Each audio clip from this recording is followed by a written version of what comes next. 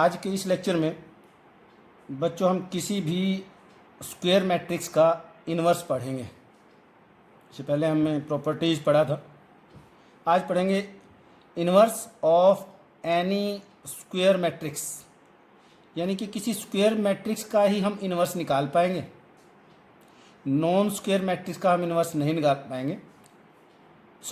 अगर डेफिनेशन पे जाएं,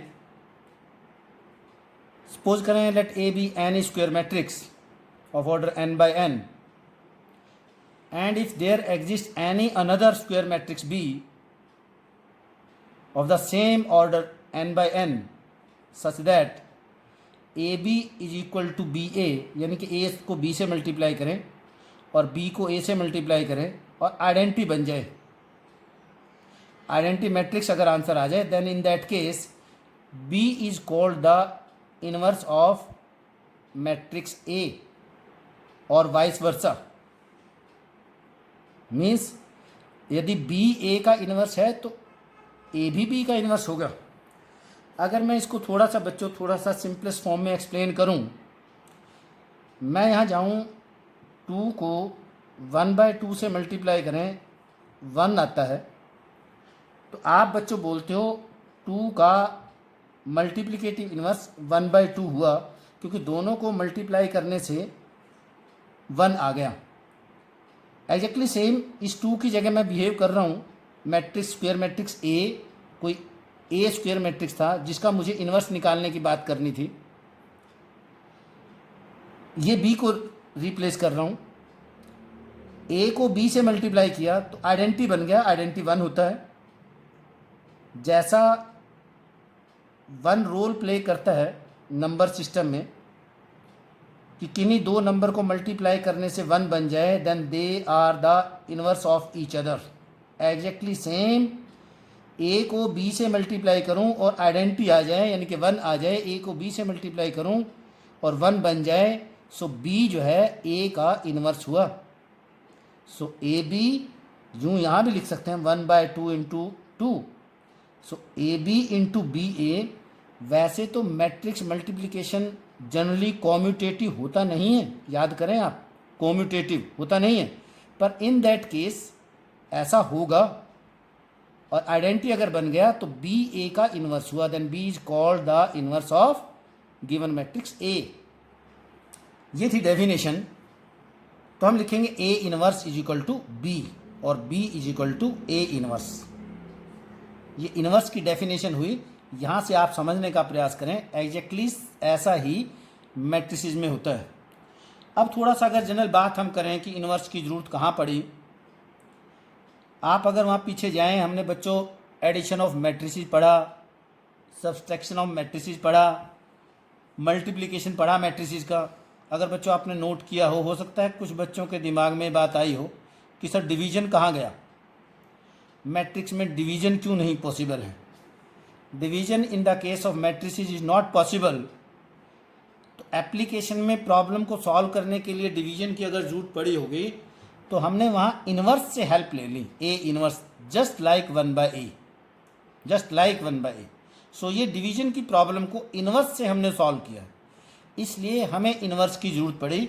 सो हमें अपने +2 के इस पार्ट में हम 2 तरीके से इन्वर्स निकालेंगे किसी भी स्क्वायर मैट्रिक्स का। एक तो बाय यूजिंग एलिमेंट्री ऑपरेशंस जो आज डिस्कस करेंगे, एक और अनदर मेथड से निकालेंगे जिसको हम बाद में अगले लेक्चर में डिस्कस करेंगे with the help of adjoint and determinants. So अगर हम थोड़ा सा ध्यान ये भी दें, ये ज़रूरी नहीं है कि हर किसी स्क्वायर मैट्रिक्स का इन्वर्स आएगा ही आएगा। ऐसा भी हो सकता है कि कुछ मैट्रिसेस ऐसे हों, स्क्वायर हैं, उनका इन्वर्स एग्जिस्ट ना करें। So therefore it is not necessary that the inverse of every square matrix exists। और ये भी जरूरी है कि अगर किसी A मैट्रिक्स का हम इन्वर्स निकालते हैं जो कि B आया, B मैट्रिक्स इन्वर्स आया A का, if it exists then it is always unique। We can say the inverse of a square matrix if exists is unique, यानी कि एक ही होगा, कभी भी एक से ज़्यादा इन्वर्स एग्जिस्ट नहीं करेंगे। ये एक थ्योरम भी अपने आप में छोटी सी 2 लाइन की थ्योरम है, कर लेते हैं, हो सकता है एग्जाम में ऐसी थ्योरम्स आ जाएं, इसलिए मैं उन्हीं थ्योरम को टच कर रहा हूँ जो पॉसिबल हैं। सारे आर्टिकल हम डिस्कस नहीं कर रहे हैं, सो इसको ले लेते हैं। बहुत आसान सी थ्योरम है कि inverse of a matrix if exist is unique. Suppose कर लेते हैं ए कोई मैट्रिक्स है n/n का, और ये भी सपोज कर लिया कि इसके दो इनवर्स एग्जिस्ट कर गए बी और सी। लेट इट पॉसिबल, होते तो नहीं है, तो कॉन्ट्रडिक्शन से हम प्रूव करेंगे कि मान लेते हैं कि दो इनवर्स किसी गिवन मैट्रिसेस के आ गए, बी एंड सी दो इनवर्स आ गए। बाद में इसको या तो गलत प्रूव कर देंगे कि जो हमने सपोज किया था कि वो गलत है, या हम यूँ प्रूव कर दें कि बी और सी जो दो अलग अलग हमने निकाले हैं कि दो इनवर्सिस आ गए हैं गिवन मैट्रिक्स के, वो दोनों अलग अलग नहीं है, वो तो सेम है, बी और सी सेम है। आइए देखें कौन सी पॉसिबिलिटी बनेगी। सपोज कर लिया कि दो मैट्रिसेस ए और बी एग्जिस्ट कर गए, जो कि क्या है, two inverses of the given matrix A. अगर बी इनवर्स है तो ए और बी को मल्टीप्लाई करने से आइडेंटिटी बनता होगा, क्योंकि ये डेफिनेशन है आइडेंटिटी की। इनवर्स ए और बी को मल्टीप्लाई करने से आइडेंटिटी बनना चाहिए, तभी बी इनवर्स होगा ए का। अगर सी इनवर्स है तो ए और सी को मल्टीप्लाई करने से आइडेंटिटी बनना चाहिए, A C is equal to C is equal to I होना चाहिए। दोनों इनवर्स जो गिवन थे सपोज किए हमने, दोनों को हमने यूज किया। अब क्या होगा, हम बी को उठाते हैं और टारगेट लेंगे बी को सी की तरफ लेके जाएंगे, बी इज इक्वल टू सी आ जाएगा, जिससे ये प्रूव हो जाएगा कि दोनों अलग अलग नहीं, वो तो सेम है। यही मेन लाइन इसकी, एक ही लाइन इसका सॉल्यूशन है। सो बी को मैं लिख सकता हूँ बी इंटू आई। हमें मालूम है बच्चों, आइडेंटिटी मैट्रिक्स को किसी भी मैट्रिक्स से मल्टीप्लाई करें तो वही रिजल्ट आएगा। जैसे 1 को किसी भी नंबर से मल्टीप्लाई करने से वही नंबर आंसर आ जाता है, मैट्रिक्स में आइडेंटिटी मैट्रिक्स जो मल्टीप्लिकेटिव आइडेंटिटी नंबर है एग्जैक्टली उसी की तरह बिहेव करेगा। सो बी को आई से मल्टीप्लाई किया, वही बी रहा। So B can be written as B into I. I को रिप्लेस कर देता हूँ, आई के दो रिजल्ट हैं, ये भी एक रिजल्ट है, आई का ये भी एक रिजल्ट है, तो मैं आई की जगह मैं ए सी लिख देता हूँ। अब आप सोचेंगे ए सी क्यों लिखा सर, हम कैसे याद रखें? बी को मैंने कन्वर्ट करना था सी की साइड, सो बी को ये तो लिखूंगा नहीं, सो बी को इनमें से लिखूंगा। सो बी को मैंने क्या लिख लिया, ए सी लिख लिया। इन दोनों में से कोई भी आप लिखें, दोनों से आंसर आ जाएगा। मैंने बी को लिखा आई को लिखा ए सी। सो बी इंटू ए सी, क्योंकि ए सी कौन है, आइडेंटिटी मैट्रिक्स। आइडेंटिटी को रिप्लेस किया सी में कन्वर्ट करने के लिए, बी को सी की तरफ लेके जाना था। फिर मैं बी और ए को इकट्ठे कर लूँगा, इन दोनों को मल्टीप्लाई पहले कर लूँ। एसोसिएटिव प्रॉपर्टी हमने पढ़ी है मैट्रिक्स की, इन दोनों को पहले मल्टीप्लाई करूँ, बाद में इससे मल्टीप्लाई कर लूँ, ऐसा पॉसिबल है। बी ए को फिर यहाँ से आई लिख दूँ, आइडेंटिटी के इक्वल है। आई को सी से मल्टीप्लाई करूँगा, फिर वही प्रॉपर्टी यूज हो जाएगी कि ये तो सी के इक्वल बन जाएगा, क्योंकि ये तो 1 की तरह बिहेव करेगा। सो सी आ गया। सो बी और सी इक्वल आ गए। सो प्रूव हो गया कि बी और सी दो अलग अलग डिफरेंट मैट्रिसेस नहीं थे जो कि ए का इन्वर्स थे, वो तो एक ही हैं। सो हैंस प्रूफ कि यूनिकनेस प्रूव हो गई कि एक ही इन्वर्स होता है। ये सिंगल लाइन ही इसका सॉल्यूशन है, मेन सिंगल लाइन, बी को सी की तरफ लेके जाना, ज़्यादा मुश्किल नहीं है।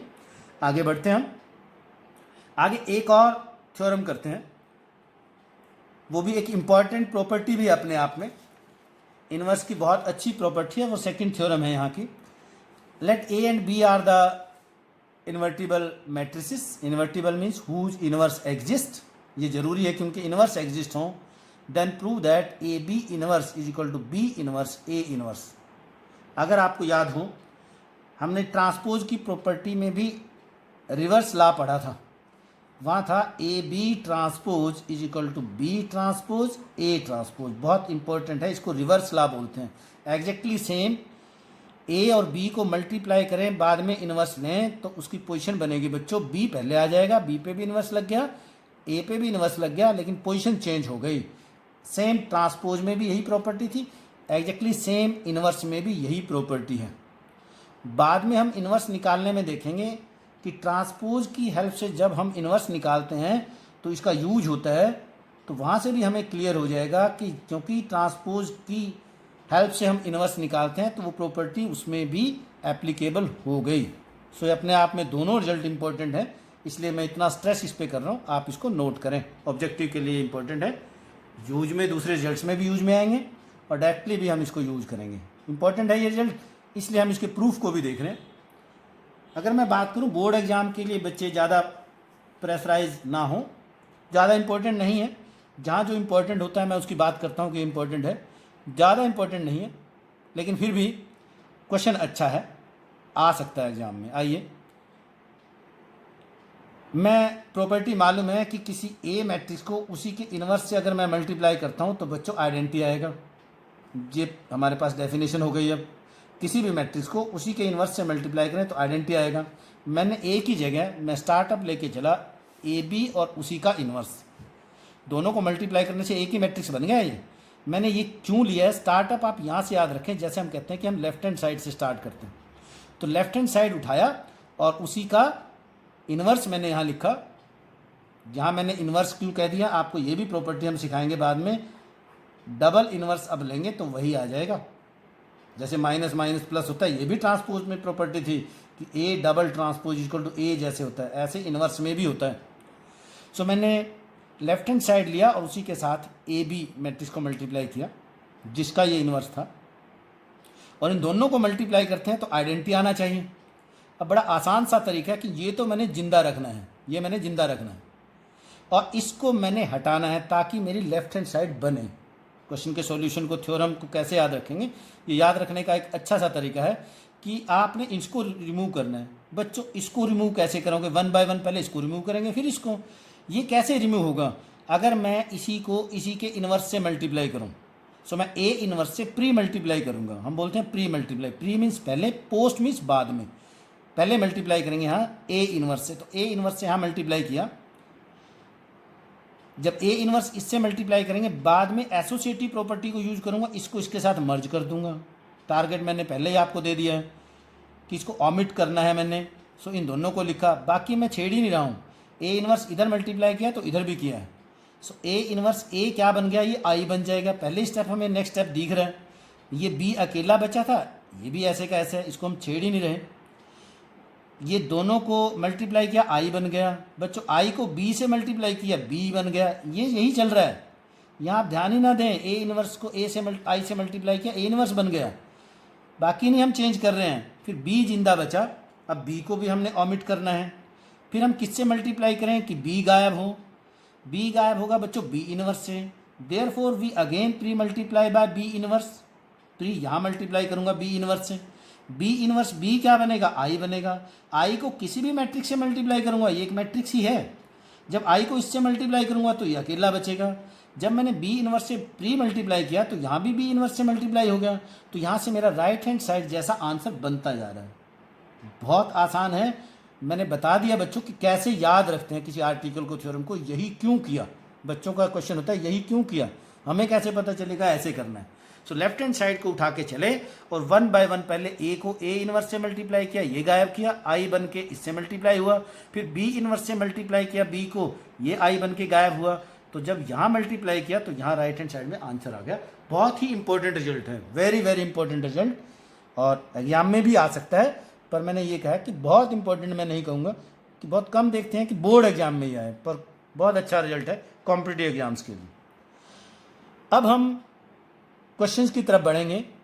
इन्वर्स निकालते हैं कि किसी गिवन स्क्वायर मैट्रिक्स का इन्वर्स कैसे निकाल लेंगे। First method by using elementary operations और बाय यूजिंग ट्रांसफॉर्मेशंस से हम इन्वर्स निकालते हैं। बच्चों इस तरह से अगर हम इन्वर्स निकालते हैं, क्वेश्चन पेपर में अगर क्वेश्चन पे लिखा आएगा by using elementary operation find the inverse of the given matrix, so आपने एलिमेंट्री ऑपरेशन से ही इन्वर्स निकालना पड़ेगा। कई बार बच्चे दूसरे मेथड से इन्वर्स निकाल देते हैं, जिसको हम बाद में डिस्कस करेंगे। वो बहुत आसान है, उसमें गलती के बहुत कम चांस हैं, बच्चों से गलती नहीं होती हैं। जितने दूसरे मेथड में इन्वर्स निकालने के चांसेस कम हैं, इस मेथड में जो हम फर्स्ट मेथड डिस्कस कर रहे हैं, इस मेथड में उतने ही ज़्यादा गलत होने के चांस हैं। और गलती ये नहीं कि क्वेश्चन मुश्किल है, बच्चों से गलती जो होगी वो कैलकुलेशन मिस्टेक में होगी। ऐड करना है, एलसीएम लेना है, सिर्फ कैलकुलेशन मिस्टेक होती है, अदरवाइज मुश्किल नहीं है। कभी आपको लगे कि ये मुश्किल है, हाँ अगर आप रूल फॉलो नहीं करेंगे तो ये वास्तव में ही मुश्किल है। फिर मैं आपको रूल भी उसी तरीके से सिखाने का प्रयास करूंगा कि किन रूल्स को हमने फॉलो करना है। रूल्स क्या है? पहली बात तो ये ध्यान दें, हम बच्चों इन जनरल 6 ऑपरेशंस हैं हमारे पास, एलिमेंट्री ऑपरेशंस, 3 रो ऑपरेशन है और 3 ही कॉलम ऑपरेशन है। इनको ज़्यादा ध्यान देने की ज़रूरत नहीं है बच्चों। आप जो रो ऑपरेशन है 3, एग्जैक्टली मैंने आर को सी से रिप्लेस किया हुआ है, जो ये है वही ये है, इसलिए यहीं हम ध्यान देंगे। ये क्या है? फर्स्ट ऑपरेशन है आर आई आर जे। हम एलिमेंट्री जो ऑपरेशंस हैं पहले कर चुके हैं ये विदाउट एक्सपेंडिंग में, कि किसी पर्टिकुलर रो को आई की जगह 1 हो, जे की जगह 2 होगा, तो रो 1 रो 2 में लिख दूंगा, रो 2 को रो 1 में लिख दूंगा। इंटरचेंज है, इसको हम इंटरचेंज वहाँ भी हमने बोला था। आर आई नहीं लिखेंगे, इसका मतलब तो ये हो जाएगा कि आई यहाँ 1 लिखा तो यहाँ भी 1 हो जाएगा, वो तो उसी में चलेगी। तो चेंज क्या किया आपने? आर आई आर जे का मतलब आई को 1 लिखें, जे को 2 लिखें, आई को 2 लिखें, जे को 3 लिखें, जो मर्जी आप आई और जे को लिखें, पर डिफरेंट लेना पड़ेगा। इंटरचेंज है, इसको इंटरचेंज करेंगे, किसी रो को रो में करना हो या कॉलम को कॉलम में उठा के पटकना हो। पहला ऑपरेशन हो गया चेंज करने का। दूसरा, किसी स्केलर से मुझे किसी रो को मल्टीप्लाई करनी है तो उसी रो में लिखना है। ध्यान देने की बात यहाँ ये है, ये भी आई है और ये भी आई है। अगर मैं आई को 1 लेता हूँ, रो 1 को 3 से मल्टीप्लाई करके लैम्डा की जगह 3 लिखूँ, रो 1 में ही लिखूंगा। ये ऑपरेट करते हैं और यहाँ पे लिखा जाता है, ये एरो का मीनिंग है। फाइनल, थर्ड और फाइनल ऑपरेशन है कि किसी पर्टिकुलर रो को, ये एग्जैक्टली हम विदाउट एक्सपेंडिंग की प्रॉपर्टीज में कर चुके हैं, किसी रो को किसी स्केलर से मल्टीप्लाई किया, जेथ रो को लैम्डा से मल्टीप्लाई किया और आईथ रो में ऐड किया, और बाद में जो यहाँ पे लिखते हैं वही यहाँ होता है। ये और ये एग्जैक्टली सेम होता है, वही सेम ऑपरेशन है। यानी कि ये भी प्रॉपर्टी है, वहाँ हमने पढ़ा था कि किसी पर्टिकुलर रो को किसी स्केलर से मल्टीप्लाई करें, किसी दूसरी रो में ऐड कर दें, ऐसा करने से डिटर्मिनेंट की वैल्यू चेंज नहीं होती है। यहाँ पढ़ा था किसी स्केलर से मल्टीप्लाई करें, वहाँ प्रॉपर्टी थी स्केलर टाइम्स हो जाती है डिटर्मिनेंट की वैल्यू। अगर हम 2 रो को इंटरचेंज करें तो डिटर्मिनेंट की वैल्यू -1 मल्टीप्लाई हो जाती है, -1 का चेंज आ जाता है। तीनों प्रॉपर्टी हमने वहाँ पे की थी डिटर्मिनेंट में। पर अब मैं यहाँ ये बात आपके ध्यान दिला रहा हूँ कि वो प्रॉपर्टी लिखने में सेम है ये, बट वहाँ हमने डिटर्मिनेंट पढ़ा था, अब हम मैट्रिक्स पढ़ेंगे। यहाँ प्रॉपर्टी अलग तरीके की होंगी, ऑपरेट वैसे ही करेंगे। वहाँ क्या था, -1 से मल्टीप्लाई किया था, यहाँ कोई -1 से मल्टीप्लाई नहीं करेंगे, क्योंकि यहाँ बोथ साइड होगा। जो लेफ्ट साइड में किया है राइट साइड में भी करेंगे, इसलिए यहाँ कोई -1 से मल्टीप्लाई नहीं करेंगे। किसी स्केलर से मल्टीप्लाई कर रहा हूँ तो लेफ्ट साइड में मैट्रिक्स को करूँगा तो मैं राइट साइड में भी करूँगा, इसलिए इसमें भी स्केलर टाइम्स मल्टीप्लाई नहीं होगा। और ये तो उसमें था, ये वैसा ही यूज होगा कि ऐसा करने से किसी स्केलर से मल्टीप्लाई करके किसी दूसरी रो में ऐड करूँ तो डिटर्मिनेंट की वैल्यू चेंज नहीं होती थी, यहाँ भी चेंज नहीं होगी। ये एग्जैक्टली सेम है। तो जो 3 रो ऑपरेशन है बच्चों, वही कॉलम ऑपरेशन है। मैं 1 बाय 1 पहले रो ऑपरेशन से यूज करूँगा, हम निकाल लेंगे इनवर्स, फिर हम कॉलम ऑपरेशन से भी निकाल लेंगे, दोनों बारी बारी से लेंगे। यहाँ आपने रूल्स को फॉलो करना है। रूल्स अगर आपने एग्जैक्टली फॉलो कर लिए तो गलत नहीं होगा क्वेश्चन। थोड़ा सा भी आपका इधर उधर हो गया फिर क्वेश्चन गलत हो जाएगा। मैं यहाँ एक बात और आपको बता दूँ, मैंने इससे पिछले लेक्चर में आप नोट करें कि एक ही क्वेश्चन में रो ऑपरेशन लगाया, उसी क्वेश्चन में कॉलम ऑपरेशन भी लगा दिया था साइमल्टेनियसली आगे ही, और ऐसा हम डिटर्मिनेंट में कर सकते हैं। लेकिन यहाँ ऐसा नहीं होगा, या तो मैं तीनों रो ऑपरेशन लगाऊंगा या तीनों कॉलम ऑपरेशन लगाऊंगा in each and every question. सबसे इंपॉर्टेंट रूल ये है, सबसे पहले ये बात आप समझ लें कि डिटर्मिनेंट एक नंबर था, न्यूमेरिकल वैल्यू थी, वहाँ ऑपरेशन हमने कभी रो कभी कॉलम एक ही क्वेश्चन में लगाया, बट यहाँ या तो रो ऑपरेशंस लगेंगे या कॉलम ऑपरेशंस। अगर क्वेश्चन में लिखा है by using elementary row operation तो आपने रो ही लगाने हैं। अगर लिखा है column operation by using column operation, then you will use only column operations. Remix नहीं करना है, इस बात को आप नोट कर लें बच्चों। तो आइए चलते हैं कि कैसे इन रूल्स को फॉलो करना है। पहले हम रो ऑपरेशन को यूज करेंगे और इनवर्स निकाल लेंगे, अगला ही क्वेश्चन फिर कॉलम ऑपरेशन का लेंगे, अल्टरनेट लेंगे। यहाँ ये भी बात ध्यान रखने की है, जो गिवन मैट्रिक्स ए होगा जिसका मुझे इन्वर्स निकालना है, एनसीईआरटी बोलती है मैं क्वेश्चन का स्टार्टअप लूँगा, ए को लिखूँगा I into A, because identity matrix को मैं ए से मल्टीप्लाई करूँगा, ए ही आता है। अगर मैं रो ऑपरेशन लूँगा तो आइडेंटिटी पहले लिखूँगा, ए को बाद में लिखूँगा। अगर मैं कॉलम ऑपरेशन लगाऊँगा तो बच्चों A is equal to A into I लिखूँगा। हमने पहले रो पढ़ा है, बाद में कॉलम। अगर रो पढ़ा है तो आई पहले, अगर कॉलम पढ़ा है तो कॉलम बाद में पढ़ा है, तो इसलिए आई को भी बाद में लिखेंगे। अगर मैं आपको बताऊं, वैसे आपको मालूम है आई इंटू ए और ए इंटू आई ए ही होता है, फ़र्क कोई नहीं पड़ता है। ये बात आपको याद रहे ना रहे चलेगा, कोई दिक्कत नहीं है। पर फिर भी अगर एनसीईआरटी को हम फॉलो करें, वो बोलती है कि रो ऑपरेशन लगाएं तो आइडेंटिटी को रो पहले पढ़ा है, आप ऐसे याद रखें, रो को पहले बोलते हैं तो आइडेंटिटी को पहले लिखें, कॉलम बाद में पढ़ते हैं तो आइडेंटिटी को बाद में लिखें। इसको भी आप थोड़ा सा नोट करें तो अच्छी बात है, हम इसको फॉलो करेंगे। ठीक है बच्चों, अब चलते हैं क्वेश्चन पे, how to solve, how to use these properties. So आइए एक क्वेश्चन लेंगे, आपकी 3.4 एक्सरसाइज का क्वेश्चन नंबर 4 मैंने लिखा है। अ स्क्वायर मैट्रिक्स गिवन है, 2/2 का गिवन है, find the inverse if exist. आपने इसका इनवर्स निकालना है बाय यूजिंग एलिमेंट्री ऑपरेशन। उसको लिखना पड़ेगा बाय यूजिंग रो ऑपरेशन। तो रो ही ऑपरेशन आपने यूज करने हैं। सो आइए फॉलो करें उन रूल्स को, और उनको फॉलो करते हुए क्वेश्चंस के सॉल्यूशन को निकाल लेंगे। बहुत मुश्किल नहीं है, बट आपने रूल को फॉलो करना है। यहाँ हम बोलते हैं कि बच्चे, मैथमेटिक्स के जो बच्चे होते हैं कितने ओबीडियंट होते हैं, कितने डिसिप्लिन्ड होते हैं। क्यों? क्योंकि क्वेश्चंस और प्रॉब्लम को जब वो सॉल्व करते हैं तो उनको रूल फॉलो करने पड़ते हैं। अगर आप रूल फॉलो करेंगे तो आपके जीवन में भी जो रूल्स बनाए आपकी ज़िंदगी जीने के, तो आप उनमें फॉलो करेंगे रूल्स को, तो आप ओबीडियंट होंगे, डिसिप्लिन होंगे, सिंसियर होंगे। तो ये बातें आपके जहन में भी ऑटोमेटिकली आ जाती हैं। सो रूल से नहीं भटकना है बच्चों।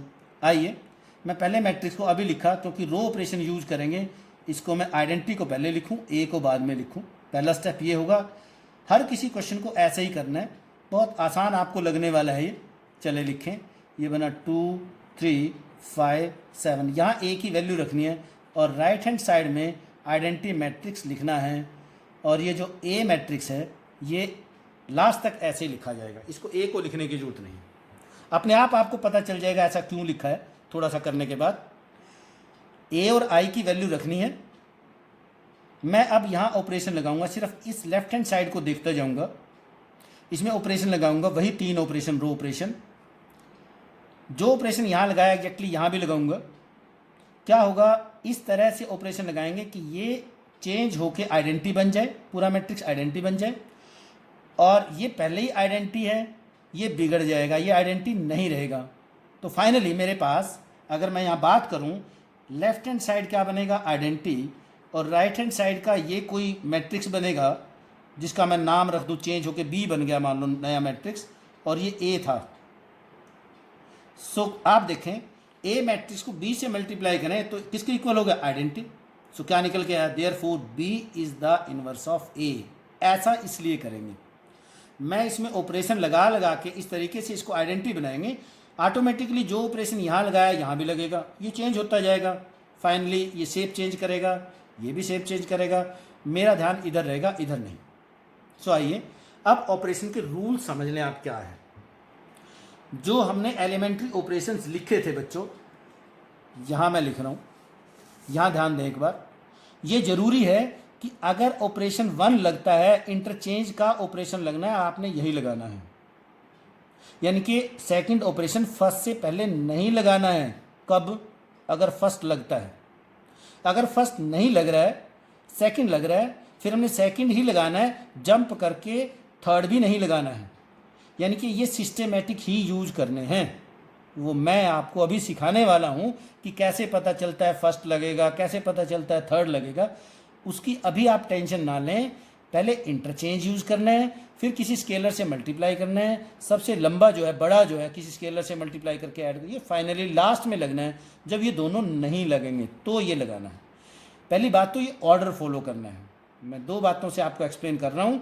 रूल नंबर 1 यही है कि आपने सिस्टेमेटिक 1, 2 और 3 को ऑर्डर वाइज ही यूज करना है, रूल नंबर 1। और रूल नंबर 2 भी बताने वाला हूँ, वो एग्जाम्पल में बताऊंगा कि रूल नंबर 2 क्या है। इन 2 रूल को ही बस आपने फॉलो करना है। रूल नंबर 1 फिर आप समझ गए होंगे कि सिस्टेमेटिक यूज करना है, ये हमें याद हो जाएंगे 2 या 3 क्वेश्चन पे लगाएंगे जब। और रूल नंबर 2 मैं क्वेश्चन पे अप्लाई करते हुए बताऊंगा कि ये रूल नंबर 2 है। आइए रूल नंबर 2 क्या है बच्चों। जब मैं इसको आइडेंटिटी बनाऊंगा लेफ्ट हैंड साइड को, रूल नंबर 2 ये बोलता है कि मैंने पहले रो, इसको आइडेंटिटी बनाते हुए यहाँ 1 बनेगा, यहाँ 0 बनेगा, या 0 बनेगा या 1 बनेगा। अगर मैं रो ऑपरेशन लगा रहा हूँ, ध्यान दें रूल नंबर 2 की तरफ, अगर मैं रो ऑपरेशन लगा रहा हूँ जैसा कि क्वेश्चन में गिवन है, तो मैं कॉलम वाइज सेटिंग करूँगा। उल्टा कैसे, पहले कॉलम 1 तैयार करूँगा, यहाँ पे 1 बनाऊँगा, यहाँ पे 0, फिर सेकंड कॉलम बनाऊँगा। सेकंड कॉलम में भी ये जरूरी है, पहले 1 बनाऊँगा बाद में 0 बनाऊँगा। 1 इज़ द बॉस। तो दोबारा फिर मैं रीकैप कर रहा हूँ कि 2 रूल क्या बताए हैं। एक तो पहला रूल ये है कि जो ऑपरेशन हम लगाएंगे 1, 2, 3 सिस्टेमेटिक लगाएंगे। अगर फर्स्ट लगता है तो पहले फर्स्ट ही लगेगा, उसी में सेकंड भी लगता है तो सेकंड नहीं लगाएंगे, पहले बारी फर्स्ट ऑपरेशन की आएगी, फिर सेकंड की और फिर थर्ड की। और रूल नंबर 2 जो है, अगर रो ऑपरेशन लगाओगे तो कॉलम वाइज आइडेंटिटी बनानी है, अगर कॉलम ऑपरेशन लगाओगे तो रो वाइज, यानी कि रिवर्स चलेगा। ये मैं अब लगा के दिखा रहा हूँ। अब मैं बताऊंगा कि कैसे पता चलता है कि यही ऑपरेशन लगना है।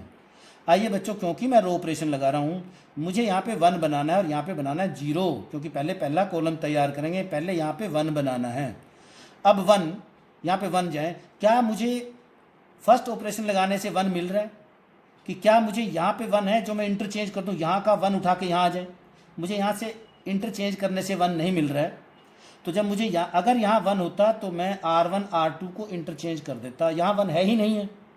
जब यहाँ 1 नहीं है तो ऑटोमेटिकली मैं ऑपरेशन 2 पे चला गया, और ऑपरेशन 2 तो 1 बना ही देगा किसी का भी। कैसे, मैं रो 1 में लिखूँगा, रो 1 में लिखूँगा, क्या लिखूँगा, 1/2 ऑफ R1 कि जो भी यहाँ है उसी के रेसिप्रोकल से मल्टीप्लाई कर दूंगा ताकि यहाँ 1 बन जाए। बाकी एलिमेंट्स का क्या होगा, हमें ज़्यादा कुछ नहीं सोचना है, एक एक एलिमेंट को उठाना है बस। ऑपरेशन पता चल गया कि फर्स्ट लगा नहीं, फर्स्ट तब लगता अगर यहाँ पे 1 होता, फिर मैं R1 R2 को इंटरचेंज कर देता, ये रो यहाँ पे लिख देता और रो 1 को रो 2 पे लिख देता। अब थर्ड पे हम जाएंगे ही नहीं, क्यों, जब सेकंड ऑपरेशन से मिल ही गया तो थर्ड पे तो जाना ही नहीं है। सो कन्फर्म हो गया, यहाँ पे 1 बन गया। अब ज़्यादा कुछ ना सोचें, 2 ऑपरेशन वैसे ही लग सकते, वैसे ही 2/2 का एक ही ऑपरेशन लगेगा, जो लेफ्ट साइड में लगाया वही राइट साइड में लगाएंगे। मैंने ज़्यादा ध्यान नहीं देना है, रो 1 को 1/2 से मल्टीप्लाई करें, यानी कि 2 से डिवाइड कर लो, ये 1 बन गया, ये 3/2। कैलकुलेशन से बचें, रो 2 छेड़ी ना, देखी जा, देखो बस इसको, आप रो 2 को चेंज नहीं करना है, जो आपने यहाँ चेंज कर लिया, फिर आएँ एग्जैक्टली सेम 2 से डिवाइड करें, 1/2 0, 0/2 0 बना, 0 1। ध्यान से लगाना है बस, बच्चों की कैलकुलेशन ही मिस्टेक होती है। ये सिस्टम तो आप सीख जाएंगे, 2 या 3 क्वेश्चन के बाद सीख जाएंगे। यहाँ 1 बन गया, अब मुझे ज़्यादा सोचने की ज़रूरत नहीं है, यहाँ पे 0 बनानी है, यहाँ नहीं, क्यों, क्योंकि रो ऑपरेशन लगा रहा हूँ तो कॉलम वाइज सेटिंग, तो मैं यहाँ पे 0 बनानी है, मैंने और एलिमेंट को देखना ही नहीं। क्या इंटरचेंज करने से 0 मिले, क्या यहाँ पे 0, जो यहाँ की 0 उठा के यहाँ ले आऊँ, रो से ही सोचूंगा मैं।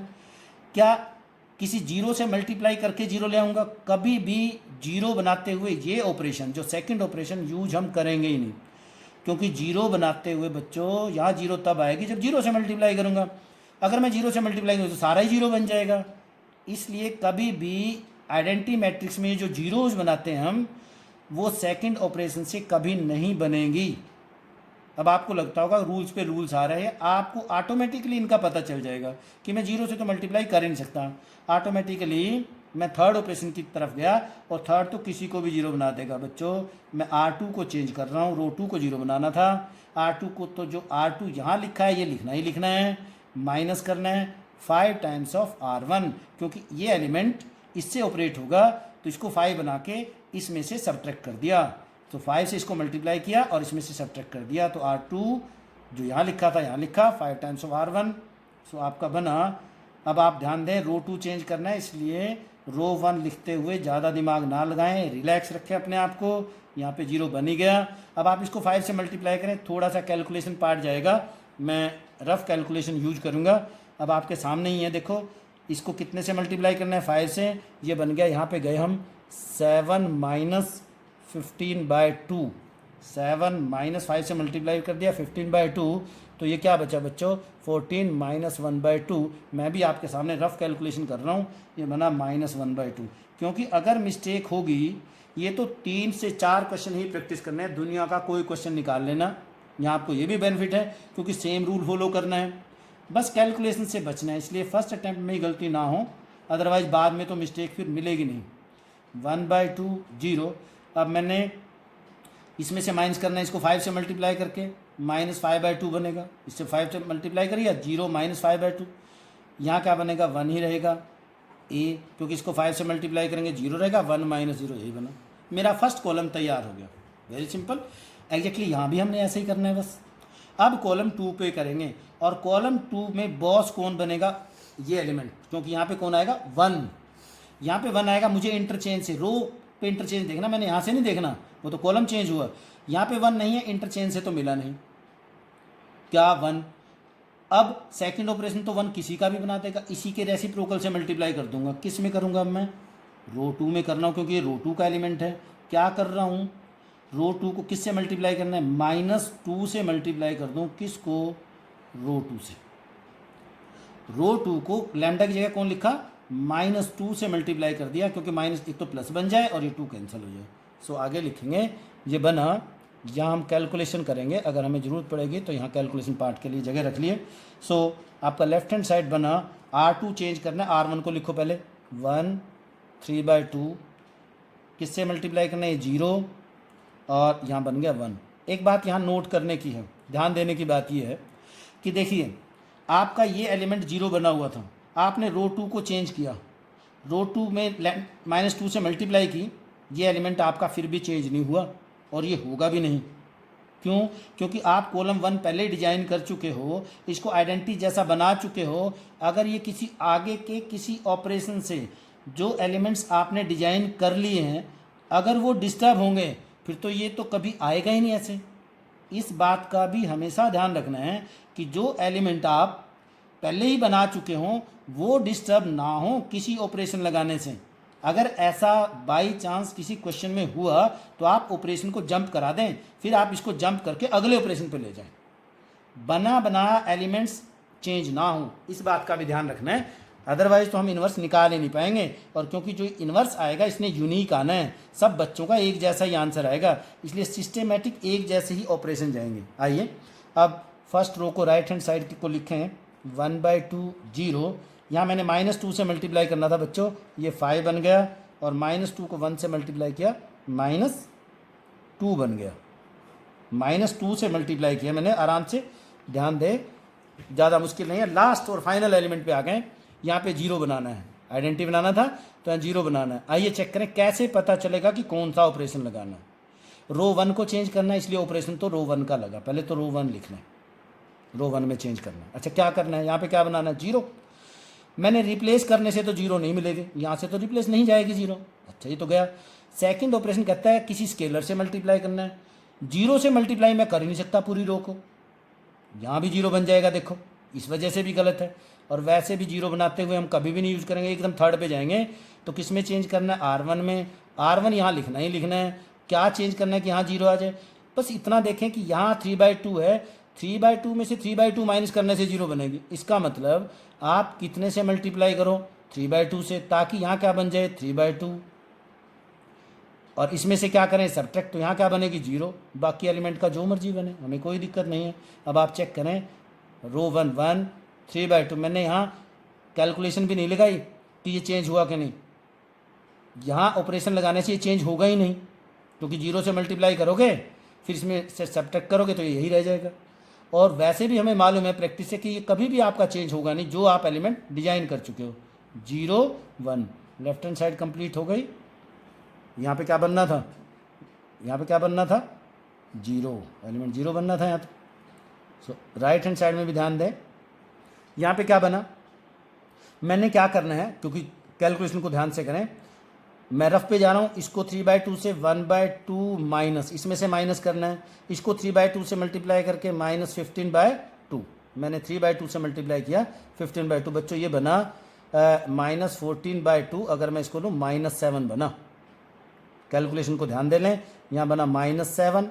फिर इधर ध्यान दें, मैंने जीरो में से माइनस करना है, क्या करना है, इसको किससे मल्टीप्लाई करना है, ये तो कैंसिल ही हो जाएगा, यहीं से जो ओरल कैलकुलेशन पॉसिबल है यहीं से कर रहा हूँ, माइनस माइनस प्लस हो गया और ये बना बच्चों 3, क्योंकि जीरो में ऐड करना था, सो यहीं से काम चल गया, 3 बना। सेकंड रो मैंने चेंज ही नहीं करनी। अब आपको बहुत कुछ बातें समझ आएंगी। ये क्या बना, आइडेंटिटी, ये कोई बना मैट्रिक्स जिसका नाम हमने बी रखा था, ये बना वो बी, ये कौन है, A, so therefore A inverse is equal to कौन बना, ए इनवर्स, ये ए के साथ इसका मतलब इसके इनवर्स से मल्टीप्लाई हुआ तब ये आइडेंटिटी आया होगा। सो -7, 3, 5 और 2, तो ए की प्रोडक्ट की फॉर्म में जो मैट्रिक्स होता है वो उसका इन्वर्स होता है और ये यूनिक आएगा और इसको आपने ध्यान देना है। एलिमेंट को एक बार चेक कर लेना कि -2 यहाँ पे ठीक है, हमने -3/2 से मल्टीप्लाई किया, तो इस माइनस को चेक करें। अच्छा, माइनस करना था R1 minus this, so again ये माइनस आएगा। थोड़ी सी कैलकुलेशन का ध्यान रखना आपने, कैलकुलेशन मिस्टेक ना हो जाए, क्योंकि वो दोबारा मिलेगी नहीं। हाँ, आप आंसर को चेक कर सकते हो, आप जो आंसर आया उसको मल्टीप्लाई करके चेक कर लो, अगर वहीं कंफर्म हो जाएगा आपका आंसर ठीक है कि नहीं। दोनों की प्रोडक्ट आइडेंटिटी आ गई तो आपका ठीक है, अदरवाइज आपकी मिस्टेक है, इसलिए इसको भी आप चेक कर सकते हो। अब की बार हम कॉलम ऑपरेशन से निकालते हैं और एक और नई बात सीखेंगे कि कॉलम ऑपरेशन से हम कैसे इन्वर्स निकालेंगे। मैं क्वेश्चन 12 ले रहा हूँ, आपकी एक्सरसाइज का ही ले लेता हूँ, NCERT का 3.4 का। अब की बार find the inverse if exist, वो कौन है, गिवन मैट्रिक्स ए है 6 -3 -2 एंड 1, ये मैट्रिक्स गिवन है। अब की बार बच्चों हम कॉलम ऑपरेशन लगाएंगे, अभी रो लगाया था, तीनों कॉलम ऑपरेशन एग्जैक्टली वैसे ही लगेंगे। सबसे पहले सॉल्यूशन पार्ट में हम पहले तो लिख लेते हैं, क्या लिखते हैं, ए इज इक्वल टू, अब की बार क्या लिखेंगे, ए इंटू आई, यानी कि जो कॉलम ऑपरेशन लगाना है तो आइडेंटिटी को बाद में, रो लगाया था तो आई इंटू ए लिखा था, पर ये बहुत हार्ड एंड फास्ट नहीं है, कोशिश करें आप फॉलो करें कि जो NCERT के रूल्स हैं ऐसा लिखें तो अच्छी बात है, आप ऐसा ही लिखें, यही सजेस्ट करूंगा मैं। ए मैट्रिक्स की वैल्यू रखें 6 -3 -2 1, यहाँ ए को यूं का यूं लिखें, राइट साइड में ए को नहीं लिखना है और आइडेंटिटी की वैल्यू रखनी है, क्योंकि आइडेंटिटी को हमने चेंज करना है। अब की बार बच्चों मैं इस 2/2 में कॉलम ऑपरेशन लगाऊंगा, एक बार फिर ध्यान देंगे तो आप फिर समझ आ जाएगा कि कैसे डिजाइन करेंगे। अब की बार क्या होगा कि मैं कॉलम ऑपरेशन लगा रहा हूँ तो मैं लेफ्ट साइड में बच्चों ध्यान दें रो वाइज सेटिंग करूंगा, यहाँ पहले 1 बनाऊंगा, यहाँ पे 0, पहले फर्स्ट रो को बनाऊंगा, क्यों, क्योंकि मैं कॉलम ऑपरेशन लगा रहा हूँ। फिर मैं सेकंड रो को डिजाइन करूंगा, यहाँ पे बनाएंगे पहले एलिमेंट और सेकंड रो को कंप्लीट करेंगे। आइए सबसे पहले फर्स्ट कॉलम ऑपरेशन लगाएं कि जब मैं कॉलम ऑपरेशन लगा रहा हूँ, कॉलम ऑपरेशन में कॉलम 1 और 2 अगर रिप्लेस करना है, यहाँ पे 1 नहीं है, जो कि मैं रिप्लेस करने से यानी कि इंटरचेंज करने से यहाँ से यहाँ ले लूँ कि 1 आ जाए, यहाँ 1 है ही नहीं है, सो ऑटोमेटिकली सेकंड ऑपरेशन लगाएंगे, किस में लिखूँगा मैं, कॉलम 1 में लिखूँगा, क्या लिखूँगा मैं, 1/6 ऑफ कॉलम 1, स्केलर की जगह कि यहाँ 1 बनाना है उसी के रेसिप्रोकल से मल्टीप्लाई कर दिया सिंपली, ताकि यहाँ 1 बन जाए। बाकी एलिमेंट का क्या बनेगा हमें कोई लेना देना नहीं है। यहाँ आप ये बात भी ध्यान दें, अब कॉलम ऑपरेशन लगा रहा हूँ तो मैट्रिक्स को बच्चों में कॉलम वाइज ही लिखूँगा, ये बनेगा 1 -1/3, 1/6 लगाया, यहाँ पे कैंसिल कर लिया मैंने, और सेकंड कॉलम चेंज ना करें, यूं का यूं लिखें, क्योंकि तो मैंने तो फर्स्ट कॉलम ही चेंज किया है। ए एच चीज लिखना है, कॉलम 1 को चेंज करें, क्या करना है, 1/6 0 0 और 1, फिर एक ऑपरेशन लगाएं, 1 बन गया है। अब फिर ध्यान दें कॉलम ऑपरेशन यूज कर रहे हैं, बच्चों अगर कॉलम ऑपरेशन यूज कर रहे हैं तो रो वाइज सेटिंग चलेगी, रो वाइज सेटिंग चलेगी। तो मैं अब इस एलिमेंट को ही जीरो बनाऊंगा, न कि इसको, क्योंकि मैं कॉलम ऑपरेशन उल्टा है तो रो वाइज सेटिंग करूंगा आइडेंटिटी की। 1 0 चाहिए अब मुझे यहाँ। इसको जीरो बनाने के लिए इंटरचेंज से मुझे जीरो नहीं मिलेगी, यहाँ जीरो नहीं है जो यहाँ ले जाऊँ। सेकंड ऑपरेशन कभी भी जीरो बनाता ही नहीं है। जब सेकंड ऑपरेशन जीरो नहीं बनाता, ऑटोमेटिकली थर्ड पे गए और कॉलम 2 को मैं चेंज करना चाह रहा हूँ। कॉलम 2 को चेंज किया, कॉलम 2 लिखना ही है क्योंकि यहाँ पहले ही माइनस का है कि मैं इसको कितने से मल्टीप्लाई करूँ, 3 से, ताकि यहाँ पे जीरो बने। तो 3 में से 3 ऐड करेंगे, सो 3 टाइम्स ऑफ कॉलम 1, और क्या करें, ऐड करें, क्योंकि ये पहले ही माइनस का है। यहाँ पे प्लस का 3 बन जाएगा, ये माइनस का 3 है, सो ये एलिमेंट जीरो बनेगा। बाकी एलिमेंट कॉलम 2 के जो मर्जी बने, हमें उसको नहीं सोचना है। सो पहले कॉलम 1 लिखें, उसको देख के लिखें, और यहाँ रेस्ट लें कि कॉलम 1 को चेंज ही नहीं करना है। यहाँ पे जीरो बन ही गया, बार बार कैलकुलेशन करने की क्या ज़रूरत है जब आपने यहाँ से इतना सोच के पहले ही लिखा है। अब यहाँ ध्यान दें, पहले आप कॉलम 1 के एलिमेंट को 3 से मल्टीप्लाई कर लें, क्योंकि मैंने कॉलम 1 के एलिमेंट को 3 से मल्टीप्लाई करना है। जैसे इसको 3 से मल्टीप्लाई किया तो ये एलिमेंट क्या बन जाएगा, 3 से माइनस का 1 बन गया, और इसमें ऐड करूंगा तो यहाँ पे जीरो बन गया। और यहाँ पे भी लिखें कॉलम 1 एज इट इज लिखें। कॉलम 2 को चेंज करना है, थोड़ी सी कैलकुलेशन को ध्यान दें। कॉलम 1 के एलिमेंट को यहाँ से देखें, 3 से मल्टीप्लाई करना है, 1/2 बना, जीरो में ऐड करेंगे बच्चों 1/2 बन जाएगा। इसको इसको फिर 3 से मल्टीप्लाई करूँगा, ये क्या बन जाएगा, जीरो, और मैं 1 में ऐड करूँगा तो यहाँ पे 1 बनेगा। यहाँ इंटरेस्टिंग है, थोड़ा सा यहाँ नोट करें कि यहाँ कुछ अजीब तरीके का आया है। क्या, यहाँ पे ध्यान दें, कॉलम 2 के सारे एलिमेंट जीरो बन गए, जबकि हमने जीरो से मल्टीप्लाई नहीं किया था, ऑपरेशन स्पेसिफिक ऑपरेशन यूज किया था।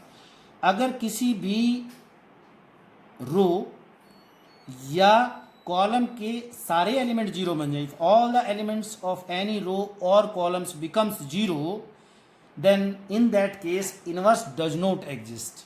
उस केस में इनवर्स एग्जिस्ट नहीं करेगा। So we will write because all the elements